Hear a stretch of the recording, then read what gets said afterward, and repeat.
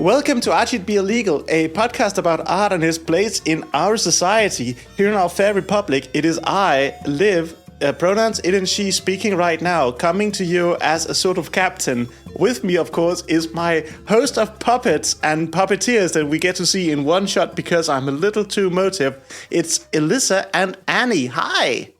Hey. Hi. I'm Annie. My pronouns are she and her. I'm Elissa. I talk over Elissa. My pronouns are she and they. Oh, fantastic. We've been watching, we've been experiencing from the Imagineers at Disney, Michael Jackson in Captain EO. Indeed. It is, as far as I can tell, this was shown in Disney parks. Yes.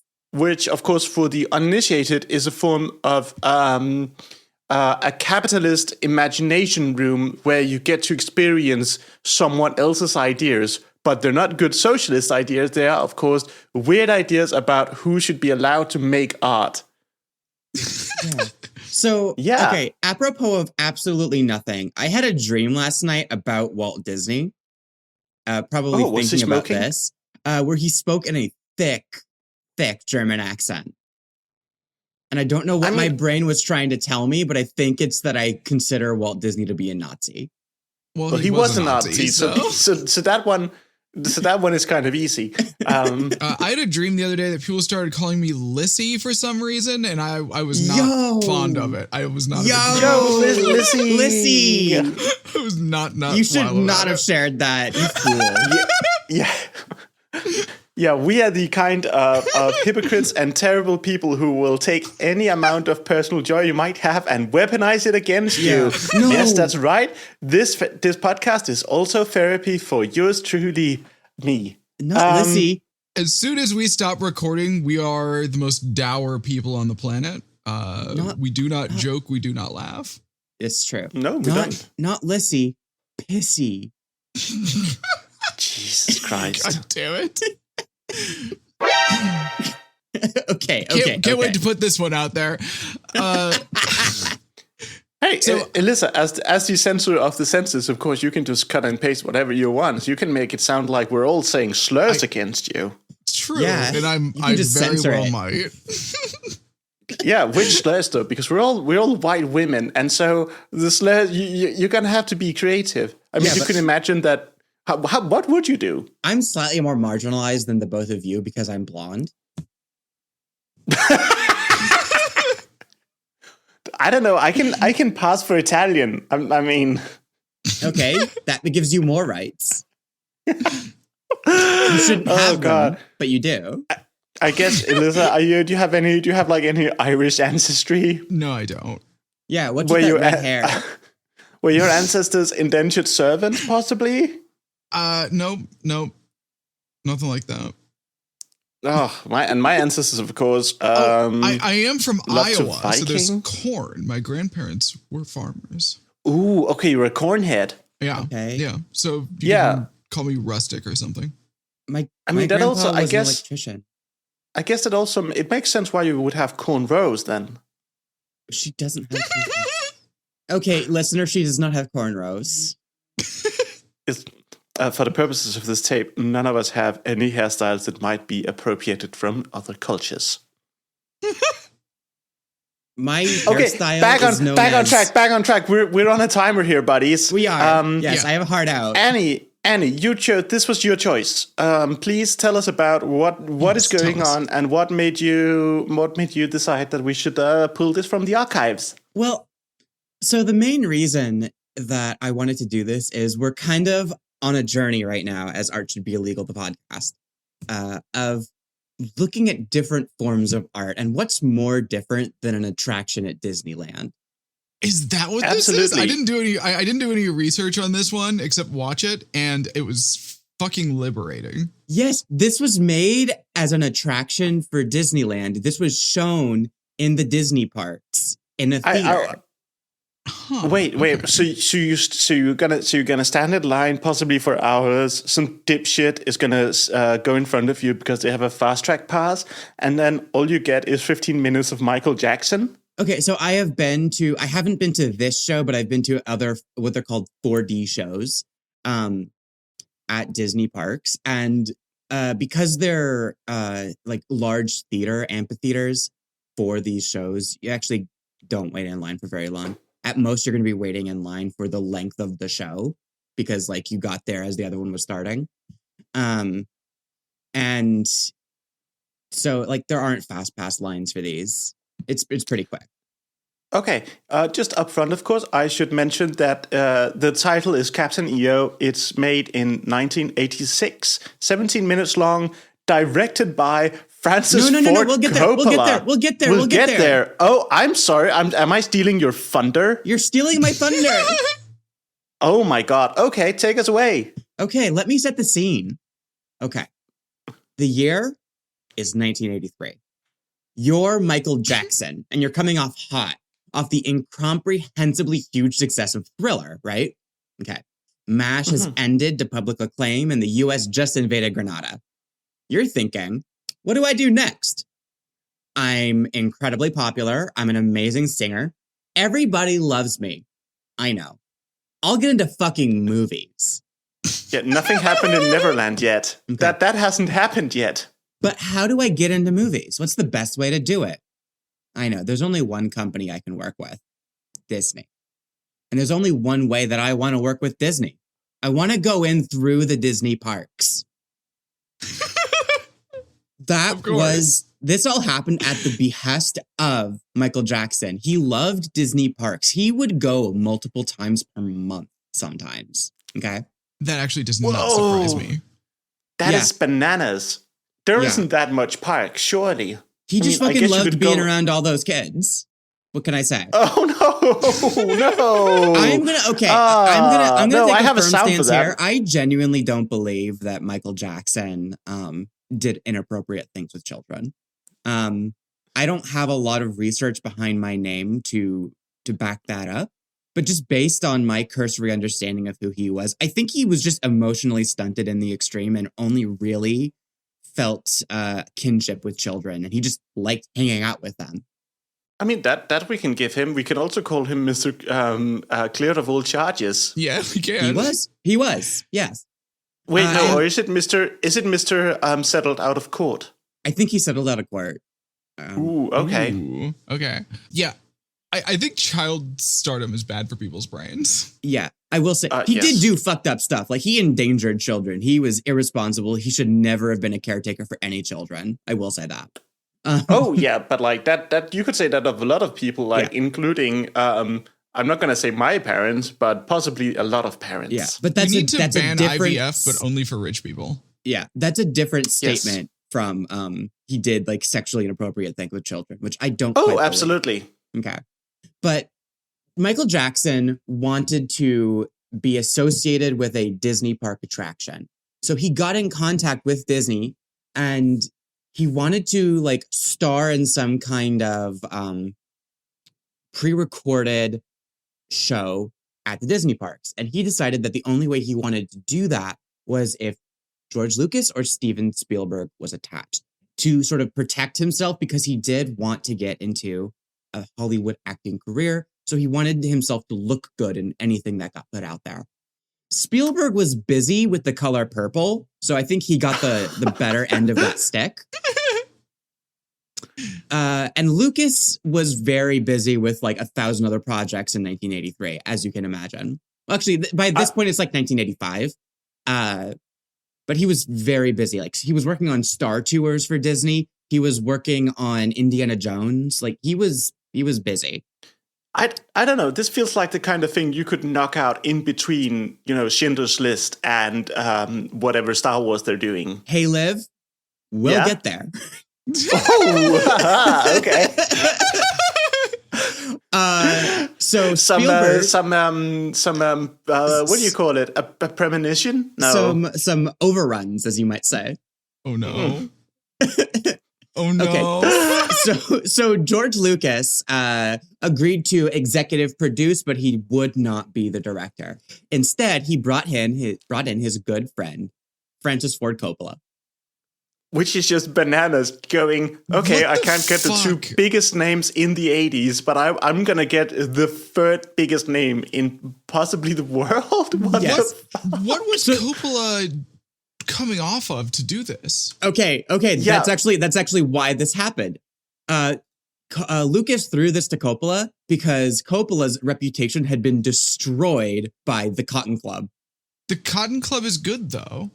Okay, well, the general audiences do not agree with you. That movie flopped hard. I was going to say, wouldn't he be like coming off of the Cotton Club on this? I guess my impression was different than most. To be fair, I guess I saw the like redone version, not the original. Okay. I've never seen the Cotton Club. I don't even know what it's about. Don't tell me. That was not an invitation. But Lucas had done this before with Spielberg on Indiana Jones after the movie 1941 had flopped, which is one of my dad's favorite movies. I've never seen it, but he loved to talk about it. Okay. So everyone's together in a room in April 1985. Michael Jackson, George Lucas, Francis Ford Coppola, and a guy named Rusty Lemerande. Okay. He's going to matter. That is one heck of the name. Just as an aside, being named like, what is your legal first name? Rusty. Yeah, it's short for Russellford. I don't think that's his legal first name, but I don't know. I don't really care. So their proposal for Jackson was that the character would be a spaceman that could heal things through music. Okay, so that was the pitch. It was called like the Space Music Man or the Music Man from Space, something like that. Lemerande had the idea to make the show like interactive, having physical effects in the theater that matched up with the action in the film. Things like spraying the audience with mist of water, moving the seats through hydraulics. This style of show would eventually be known as 4D, and Lemerande gets the credit for pioneering that. Okay. Okay. All of these ideas. So Michael Jackson goes "ee" and thrusts his hips, and you're sprayed with like a little mist of water. Yeah, exactly. Like you're fucking Michael Jackson. That's why it was so popular. Okay. I mean, I'm beginning to see some appeal here. But why did this not catch on more broadly? I don't know. Why am I not getting hosed down with blood when I go see a horror movie? I mean, why is there not more goop in my theater? If you go to the Disney parks, you can still go to a 4D shows. I've done it. Oh, okay. You can. Can you get gooped? Or is that only in the Nickelodeon park? I've never been gooped. So I went to Universal Studios in Japan, and I went to a a My Hero Academia show, which I realized that's anime, so you guys don't know what that is. But I got gooped while I was there. Oh, really? Yeah. Is My Hero Academia? Is that? Or is it Academia? Is it like the nut? The nut? Oh, macadamia. People do call that show macadamia as like a little goof. So you're not original for that. Thank you. Could you imagine going and seeing right now, leaving Las Vegas at one of these things and just getting hosed down with liquor the entire show? We should make I go to an anime show and it's just some dude throwing nuts at me. What the hell? We should. Yeah. I hope you don't have an allergy, bitch. Yeah. We should make an should be illegal 4D show. The first few rows might have anaphylactic shock. Yeah, we've got Epi in the back just for you. Oh no, that's part of the 4D experience. Like through the seat, it'll just it stabs you through the stabs a needle through your thigh. Okay. And just sprays you with epinephrine. Okay. Okay. So like this meeting was moving really fast because Michael Eisner, who was the director of Disney parks at the time, wanted the project fast tracked because he wanted like new things coming into the parks. He was hot, like new in that position. And he was like eager to make changes. Okay. Yeah, so this must have been before Michael Eisner. He did like all of the Disney properties that we know and love, right? Like everything from the 80s. No. So the Disney Renaissance was in the 90s, and he, I think, was director of like animation at that time. I don't know, but he is attached to like a lot of that stuff for sure. At this time, he was director of the parks. Right. Okay. So this was supposed to be like a fairly small mid-budget project just to get Jackson's face on the park. Okay. It was earmarked for about $10 million and a 12-minute short. Okay. Jeffrey Katzenberg, who was a lot of money for a short that long. It is. Wait. So like that's almost $1 million per minute. That's an 80s movie. It's like an 80s movie. It's like $750,000 per minute of a final film. Yeah, we'll get there. So it's so you can't expensive. you can't keep saying we'll get there. I can. There's so much stuff there. Okay. So Jeffrey Katzenberg, he was the CEO of Disney at the time, was pretty he was the guy that was trying to keep everything on budget. This was a fool's errand, as we'll come to learn. Coppola had never filmed in 3D before. And he wasn't really experienced with like working with new film technologies in the way that Lucas was.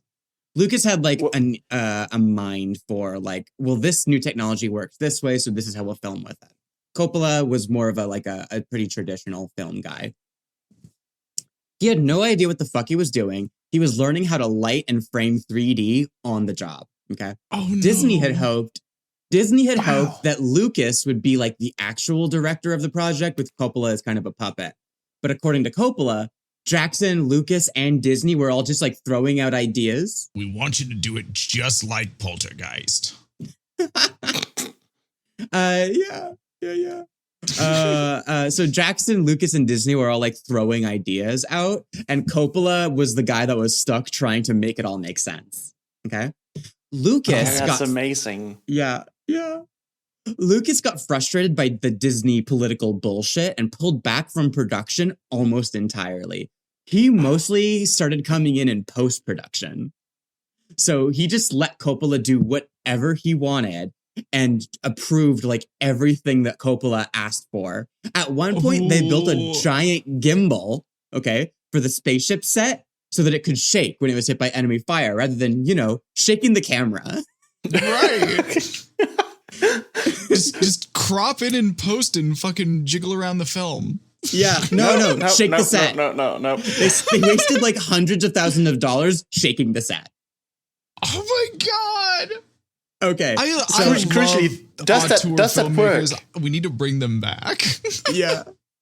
Does it work? Can you shake the set and like without damaging everyone, all of the puppets, all of the puppeteers, Michael Jackson? Imagine if you dented Michael Jackson in 1986 and he became like a weirdo. Maybe that's what happened. Yeah, that's totally what happened. Okay. So John Napier was a guy who had worked on Cats. He did the set for Cats. Okay. The Broadway show, not the film. He was brought in to like help build the set and then also work on the theatrical aspects of the show, like building the theater, right? Where all of the crazy effects would be taking place for the audience. The needle to come. Yeah. He proposed lifting the entire roof of the theater to move a beam out of the way because it was in the way of some of the effects. Eisner approved it immediately. Oh my God!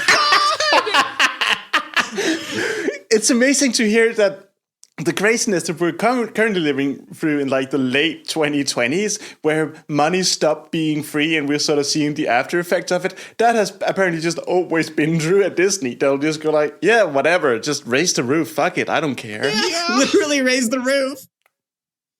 Oh my God. It's Michael Eisner. Eisner, it's a roof. How much could it possibly cost? And Eisner just going, I don't give a shit. Yeah. Lucas and Eisner were spending like crazy, and Katzenberg was too worried he would piss Lucas off to say no to him. Oh my God. Truly, the authors of authors just going, yeah, fuck you. Yeah. I'm a big name. What are you gonna do? Lucas say no? At some point, just realizing like, oh, they're not gonna say no to me. Yeah. Oh, we can have fun. Oh, we are gonna have fun with this. Yeah. There's also the other terrible option where Lucas has looked at it and gone like, I don't want to do this. I don't want to be attached to it. I'm just going to raise the stakes and hope at some point they'll say no. And then they just never do. He just like, they have to fire me eventually, right? I really don't want to do this.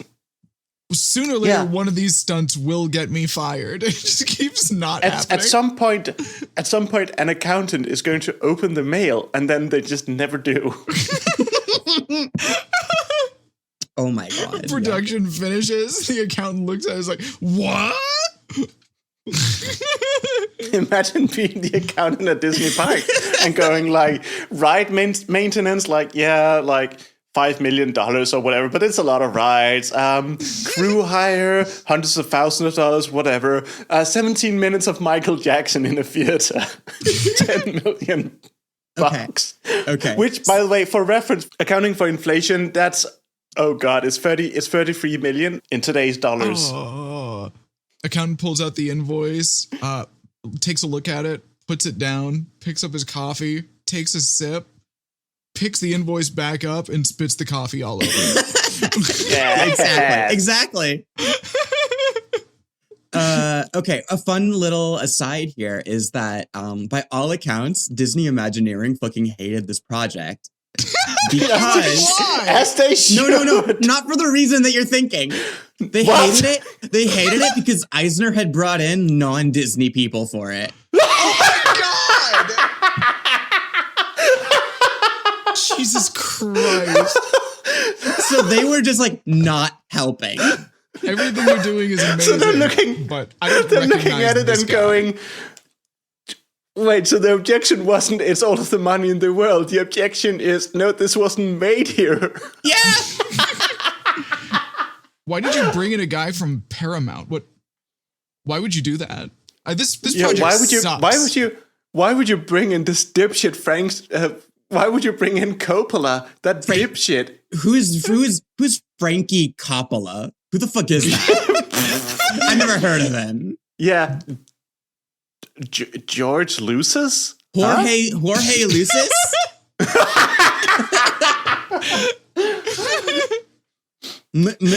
Oh, God. Mikhail Jackson? Who are any of these people? I've never heard of any of them. Why don't we just have the fucking guy in the Mickey Mouse suit do it? What's wrong with you? Okay. So, as you may have noticed, all of these shenanigans were before filming even actually took place, which was its own nightmare. Jeez, how is there more nightmares? How when you build a fucking set shaker that your production might become troubled. Okay, so originally... Also, imagine you have a lot of very, very large egos who have not been told no at any point during pre-production. Yes. What could possibly go wrong? So originally, Shelley Duvall was supposed to play the villain, but the makeup made her too claustrophobic, so she backed out. Oh. They brought in Angelica Houston to play the evil space witch, who was supposed to be based on H.R. Giger designs instead. Oh, I can see that. That makes sense. Yeah, and this was because Jackson had seen Aliens and was like, that's scary. We should do that. It's not wrong. And I mean, I think I can pinpoint now in pre-production where everything went wrong. They hired Coppola? They should have had 2 transsexuals in charge. As a fun side note, the scene where the evil space witch descends from the roof was inspiration for a similar scene in Star Trek First Contact with the Borg Queen. I haven't seen that, but it's interesting. I also have not seen. Is that an anime? No, it's Star Trek. Okay, is Star Trek an anime? Kinda. Okay. I don't know if you noticed this. I don't know if you noticed this, Elissa, but we watched Captain EO together. I totally was like, oh my God, it looks like the Borg Queen. Yeah, you did. I don't know if you. I did. Okay, so Houston had been promised that she would also get to play the beautiful queen at the end of the short, along with the evil witch. But when she got there, they had decided that she would turn into a young black woman at the end. Oh my God! That's not subtle. Yeah. So she got pissed. And they switched it back. They fired that actress and had to make an entirely new wardrobe for Houston. That poor lady. Oh, that sucks. I would have loved to seen her turn into a black woman. Okay. Another thing that happened when they were all getting together for the table read is they did an improv sketch where Jackson was supposed to play a camp counselor and all of the other actors were playing kids at the camp. Okay. But Coppola told... Wait. No. I have a sound for this one. Like sitting that table read being pitched that.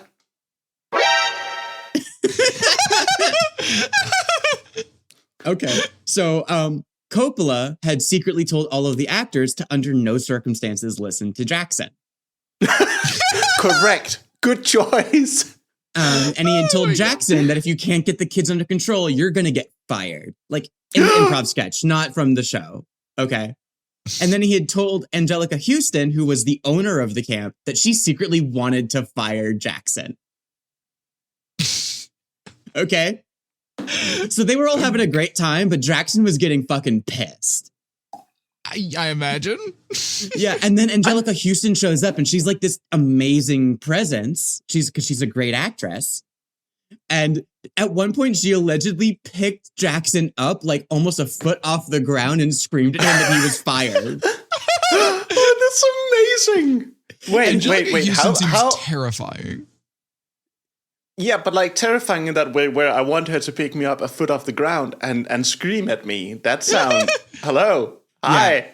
Yeah. Also, how tall is Angelica Houston and how tall was Jackson? I don't know.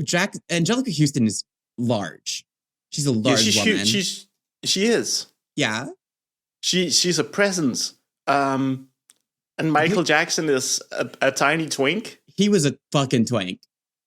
Oh, wait, no. Okay, here. IMDb says Houston is 5'10", so she is not that tall.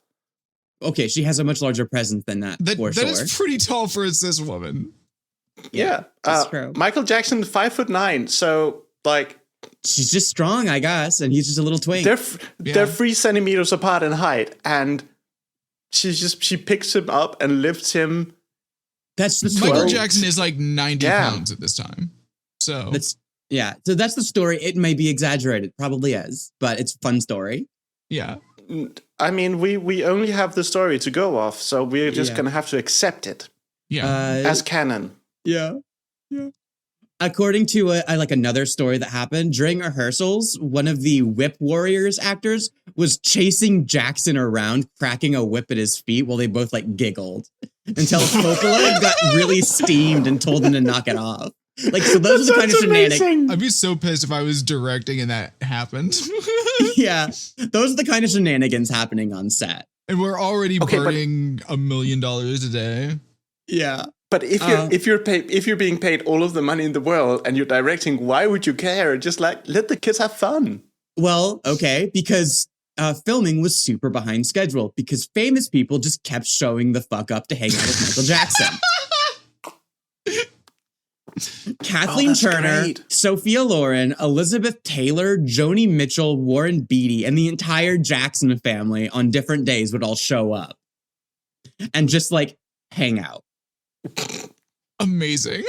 At one point, Elizabeth Taylor was like tickling Jackson's feet while he was in a flying harness and being like, I should have been the evil queen. I love that Coppola just had no fucking control of his set. Well, allegedly, that or he was participating, which is even better. No, Coppola was not participating. He was the man that was losing his goddamn mind while everyone else just threw out ideas. Oh. Like Jackson would rewrite songs in between days of filming, requiring entire segments of the film be rewritten.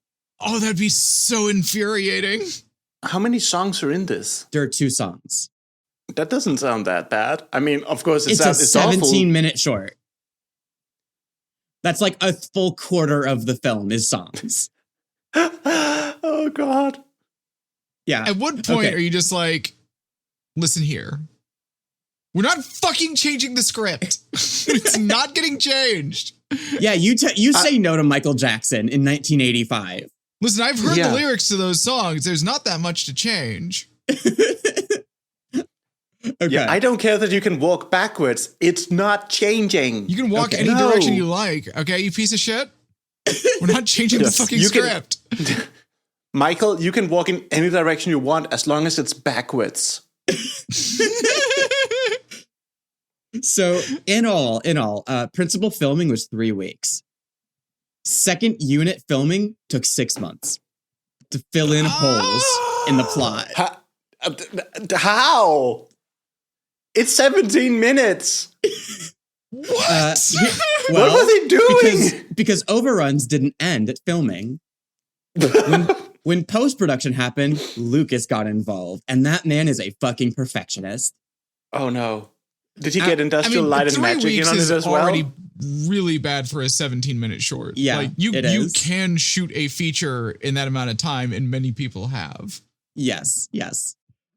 So at one point there were at one point there were completed like exterior spaceship shots that Lucas was reviewing, and he's like, I don't like how that spaceship looks. So he threw out these completed shots with full special effects work done and had them rebuild the ships from the ground up and redo it all. Oh my God. And of course, in the 80s, he's a huge name as well. So no one's going to tell him no. Exactly. No one is going to tell him it's fine. Yeah, nobody's bigger than it's he a video that's being shown in a theme park. It's what people do when they go, no, I don't want to go on a real ride. I want to just sit down for a minute in air conditioning. So the final budget for Captain EO was never officially published, but estimates have it at about $30 million. Fuck me. Oh my God. What the fuck? That's like 90. So much that's money. almost. It's like almost $100 million in today's money. In today's money. For a 17-minute short. Yeah. If there's any Disney executives listening, I will make you a 17-minute short with anyone you could ever imagine. I will do it for $50 million. That's approximately $1.76 million per minute, or just under $5 million in today's money per minute. That is so fucking insane. That's so much money. How? So I don't think I could spend that much money, even if I set fire to it. Yeah. Lives billions.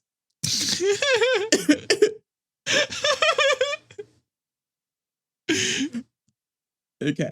So ultimately, Captain EO opened with like a lot of fanfare and people were really excited, but it did not live up to the hype and attendance fell off quickly.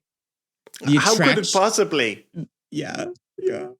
The attraction opened in 1986 and it was very quietly just stopped in 1997. So it lasted about 10 years, which is very little time in Disney parks terms. Especially no concept of. Okay. Especially Disney for how cheap it is to run. Like there's very little maintenance involved. It's not like it's costing them money to show this. But they did pay a lot up front though. Exactly. So the fact that they closed it after 10 years is insane. Well, having watched it, I think it's impressive that it ran for a decade. Okay. I think the problem here is that the only thing that's going to draw anyone in is it's Michael Jackson. And then when his career vanished, it was like, who the fuck? It's 1995. Who the fuck cares about Michael Jackson? Yeah. Well, he didn't star in a lot of movies after this, right? I'm fairly certain. I think it was like 1 or 2. I don't know. Yeah, he never really had too much of a film career. Well, when he passed away in 2009 from a propofol overdose, I'm not going to get into that. I am going to go into that. If you take propofol to sleep, your life is not salvageable. Propofol is a sedative that is used in surgery. Yeah, it's like I've had it. It's great when administered by an anesthesiologist with a ventilator attached to your throat. Yeah. Okay, so he died in 2009, and they showed Captain EO at some of the parks in memoriam of him. And they kept it running until 2015. Entirely because it was cheaper to keep it going than to replace it. Oh my God. So it's still flawed. Even during that period of time when people had to pretend that they really loved Michael Jackson that whole time, they still couldn't get people to show up and actually watch his movie. That's right. So that is the story of Captain EO, or the production of Captain EO. My sources are a couple of blog posts called The Untold Story of Captain EO and The Misadventures of Captain EO. Incredible. Yeah.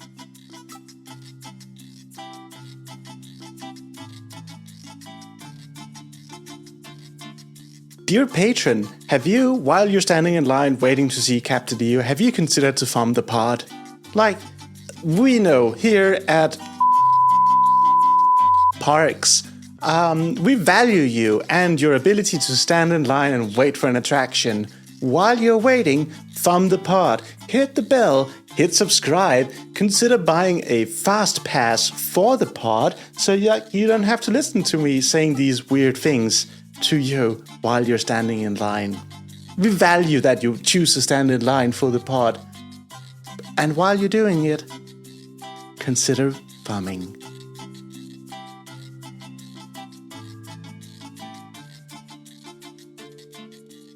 So with all this being said, we've been talking for 30 minutes. What is Captain EO about? Well, because play-by-play, it's about a dude in a spaceship who goes to a place and then he fights an evil lady with dance. Yeah, so there is like nothing going on in the plot of Captain EO. There is very little plot. It's fascinating. Yeah. There are puppets, though. The puppets are nice. The puppets are fine. I think I like the puppets the most. I like the Whip Warrior costumes. Yeah, so okay, so if we're waffling, it's because, again, there is no plot. Literally, a play-by-play of the plot is Michael Jackson is in a spaceship. They're flying somewhere. They land? Yeah, yeah. We get this opening shot of like a galaxy, and this rock pulls up to the camera, and it starts spinning and blocking the shot of the cool space thing, and then VO just drops backstory on you. Yeah, and it's like what's up with the rock? Is there any? No, it's just a rock. The rock has nothing. They just thought the rock was cooler than the fucking galaxy, I guess. Yeah. The spaceship is very pretty. I mean, I love practical effects, and seeing that thing is great. Yeah, made by Lucas. Lucas was great at that shit. Yeah, that's also why I asked. Was it Industrial Light and Magic that did the? No, it was Disney Imagineering. Oh. Huh. Yeah. But well, they knew their shit. Like the ship looks great. Then there's like just a set full of fucking Muppets. Yeah.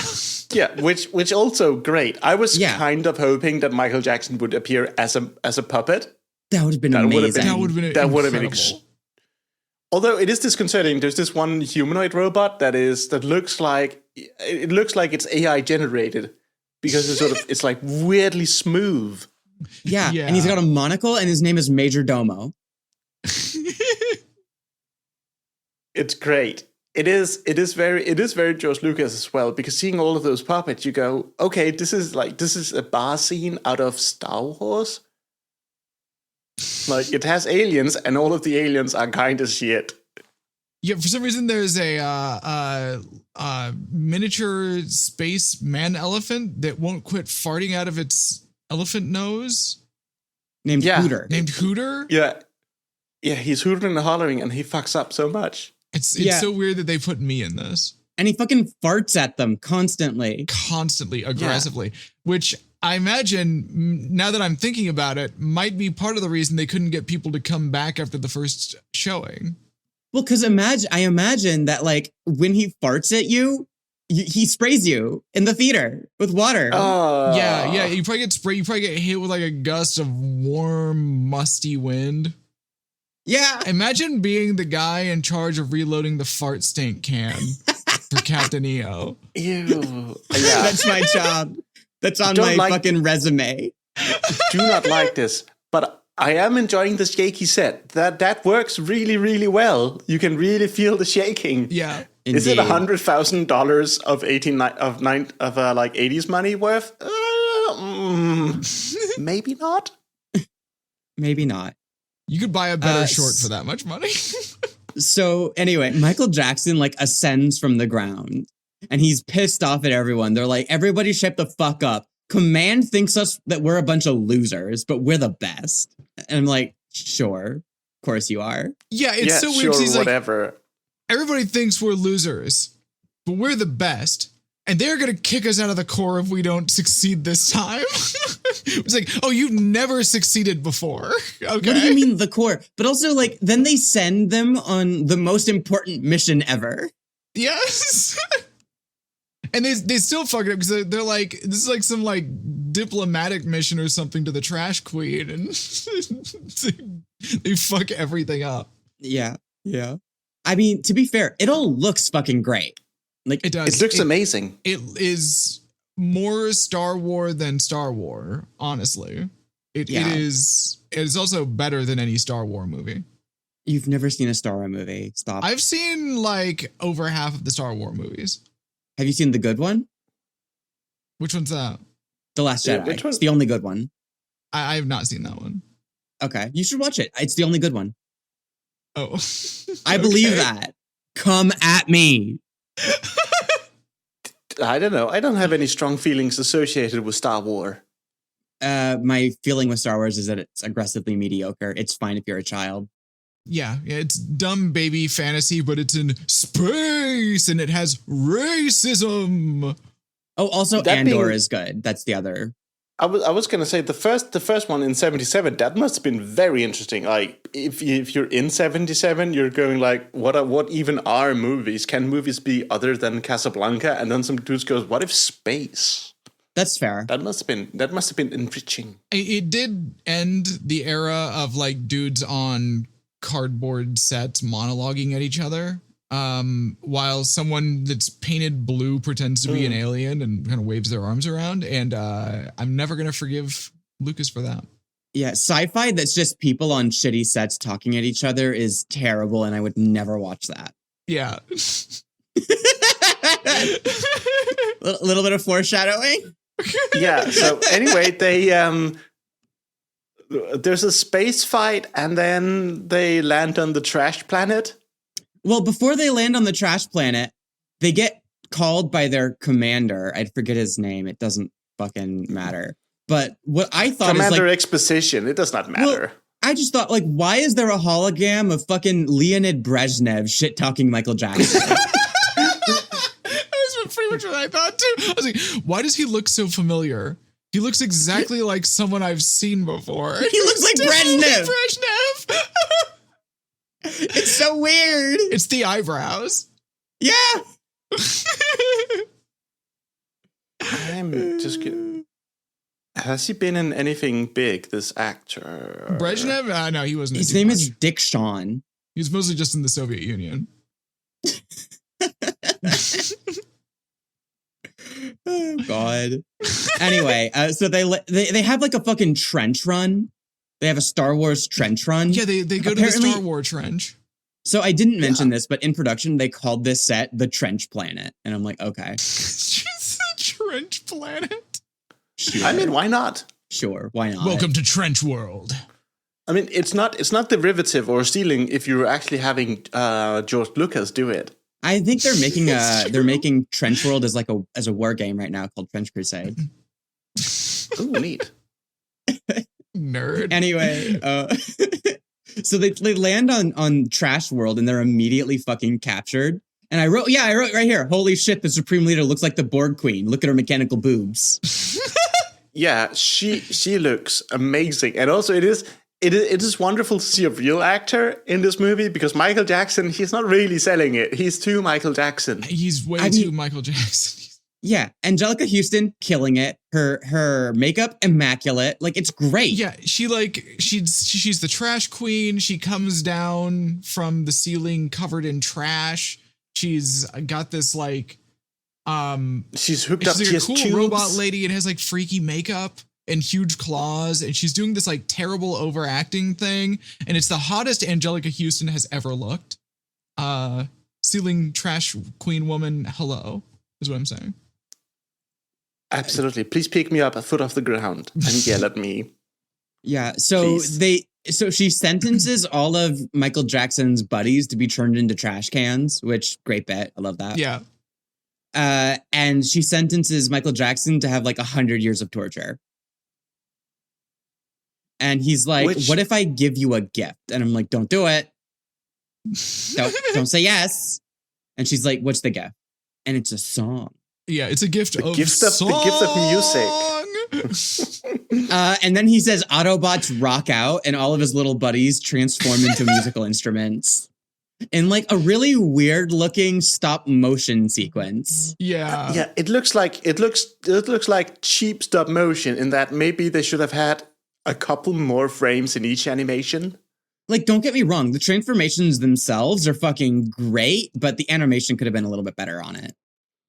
I can't see the $100 million in that animation. Yeah. You gotta be real honest there.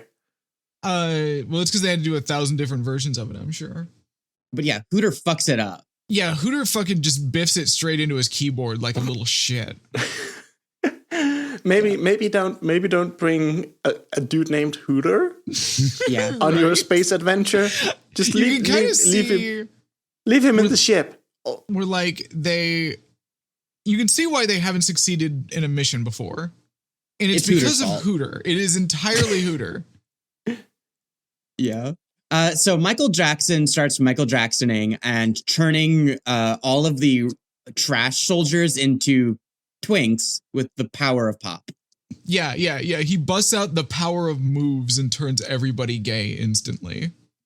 Yeah, they become beautiful twinks, and then they dance with him. It's great. Yeah. And it's like it's a Michael Jackson music video at this point, and what can I say? But I enjoy a Michael Jackson music video. Yeah, it's good. The choreography is super tight. I'm just incapable of appreciating dancing. I can't tell the difference between dancing and bad walking. I think that it's fucking great. I think I have love brain disease. Michael Jackson. Michael Jackson's music videos are like peak, at least from this era. Yeah, it's good. It's really good. But that takes up a lot of space and time. And then there's two dudes with whips. Before that, there's one little thing that I have to point out at fucking 10 minutes and 41 seconds. Okay. Ooh, okay, a timestamp. Yeah. Michael Jackson does a little finger movement where he like brings his second and third fingers like this. Come here. Yeah, no, I see it. Like he's fingering a lady, and then he wipes his mouth. And I'm like, excuse me? What are we doing here? Are you fucking fingering Angelica Houston? Are you fingering her and eating her out? Is that the implication? Because I love it. Yes. That's great. That's fucking awesome. Thank you, Michael Jackson. You're the best. Yeah. But yeah, then a couple of brutes show up. They have anti-gay deflection beams, so you have to press Y to dodge before you can clear them. You gotta parry them to turn them gay. Yeah, exactly. So these are the whip warriors that I was talking about, the ones that were chasing Michael Jackson around on set and giggling. Yeah. So they had a lot of fun together. And there's this part, like right after he does that, where there are like dudes fused into the walls, and it's like some freaky body horror shit, and I kind of love it. But then he turns them gay, and they come out. Yeah. You know, once you're gay, you should come out as soon as you can. Yeah, that's the main lesson of this. Yeah. But the main way that he defeats the whip warriors is by tying their whips together, which is really cute. What the fuck is this song about? Who gives a shit? The song sucks. The song is just him saying, "We are here to change the world," over and over. And from what I can tell, I don't think there were any other lyrics. It's just him saying that over and over. Yeah, but he moonwalks, so it's cool.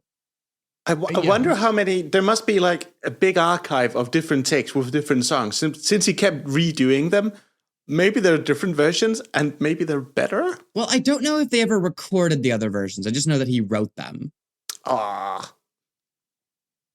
see. But okay, all they go through all of that. He churns Angelica Houston brackets Space Witch made of junk into Angelica Houston brackets Greek goddess. Yeah, there's some pillars, but also the way the camera pans, it looks like maybe we get a bit of the set. Hang on. But I mean, then she turns into Angelica Houston brackets Morticia Addams in my heart, and I'm happy. And I just think about Addams family values and how much I love Raul Julia and Angelica Houston in those roles and how they're perfect. I don't remember anything about those movies. Oh, and then they fly away. Side note: those movies are fine, but like those two have like the best chemistry I've ever seen in a film. Ah, okay. Yeah. And then they fly away, and that's the end of Captain EO. How did you like it? I don't think I got the full experience since I didn't spray myself with mist or got shaken. Oh, see, I was doing that while I was watching it. So. Okay. Every time Hooter farted, I farted, and it really enhanced the experience. Yeah, it's not very good, is it? No, it's pretty terrible. It is probably the best Star Wars movie I've ever seen. It's the best Disney park attraction that I have seen so far. Okay. I've seen some good Disney park attractions, but I've been to Disney parks a few times in my life. Yeah, I've never been to any of the parks. I assume if they're all like this, then I'm not missing out. I went to one when I was a kid. It was okay. My recommendation is if you're going to go to a Disney park, go to the ones in Japan because they're just better. They're not controlled by Disney. They're owned by Disney, but they're like administered by the Tokyo Land Company. Oh, interesting. Okay. Yeah, it's like some weird stuff, but as a result, they're like not as cheap. Oh, okay. Yeah. As cheap looking or cheap to go to? Cheap looking. Oh, okay. They're actually cheaper to go to. Uh-huh. Yeah, so like with all of this being said, I firmly believe in my heart that this movie needs to be banned. Memory hold, if you will. I agree with you, and Disney agrees with you too. They fucking tore it out. This is a relic. It seems like it's already banned. Yeah. We pulled this one out of the archive. We're just going to approve the censorship. We're just making this formal here. Yeah, I think we go ahead and absolutely. Ban it along with all of the Star Wars movies. I think we should also ban everything Francis Ford Coppola ever made, just proactively. Oh, wow. Okay. And with those were... a tiny handful of decent movies. Oh, is this where you come out as Elissa's going to come out as a Godfather apologist? The Godfather's fine. What's wrong with the Godfather? The first two are great. The third one is a vehicle for his Nepo baby daughter. It's Marlon Brando. Marlon Brando is the problem, or is what makes it good? He's the problem. Oh. I'm just saying shit. I've never seen it. All right, and with that being said, this has been Art Should Be Illegal. It's been a wonderful ride to see this. I mean, I did enjoy myself for 17 minutes. I hooted and hollered and went, this is some of the dumbest shit I've ever seen. And of course, also some of the most expensive dumb shit per minute I've ever seen. It was so expensive. God, why was it so expensive? I don't know. Yeah, just tell people, if we can learn anything from this, it's to tell people no. Maybe slap their fingers with a ruler when they go, I want to raise the roof of this building, and make a set that shakes. And always remember that business is not about money, and rich people, for them, money is not real in any sense. It's just making shit up. It truly isn't. It's just numbers on a spreadsheet, and you can just make those numbers go up if you really want to. You can just do anything you absolutely want with the numbers. You can just press delete 10000. Yeah, absolutely. What is our next episode? It's your pick, Elissa. I'm fairly convinced. So sorry for this. We are going to do the 1973 sci-fi series, The Star Lost. Star Lost. Yes, I'm convinced you're not sorry at all. I can see your face. You're smiling as you say it. That's very true. I mean, it's 70s sci-fi. That sounds great. Yeah, what could possibly go wrong? How bad could old sci-fi get? Anyway, thank you so much for listening. Who wrote it? We will get to that. Thank you so much for listening. Goodbye. Bye. See ya.